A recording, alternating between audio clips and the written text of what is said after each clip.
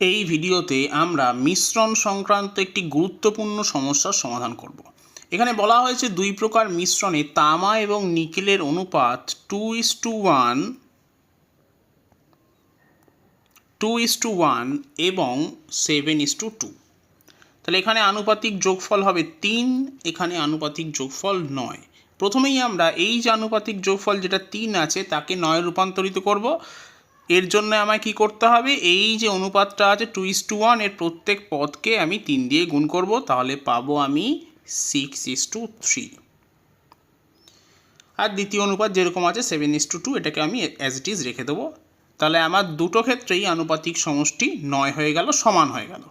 এবার বলা হচ্ছে এই দুই প্রকার মিশ্রণ 5:6 অনুপাতে মেশালে নতুন যে মিশ্রণ পাওয়া যাবে তার মধ্যে তামা এবং নিকেলের অনুপাত কি হবে। যেহেতু প্রথম প্রকারের 5 ভাগের সঙ্গে দ্বিতীয় প্রকারের 6 ভাগ মেশানো হচ্ছে, তাই আমরা প্রথম অনুপাত যেটা আছে তার দুটো পদকেই 5 দিয়ে গুণ করব।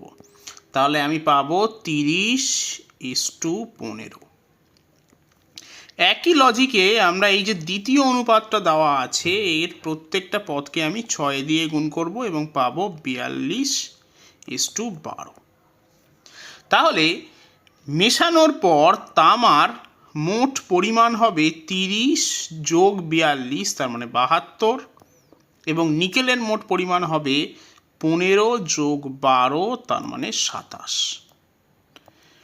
আচ্ছা, এবার যদি আমরা 9 দিয়ে কাটি তাহলে পাবো এখানে 8, এখানে 3, এবং এটাই হবে আমার উত্তর। তাহলে সঠিক উত্তর অপশন সি 8:3।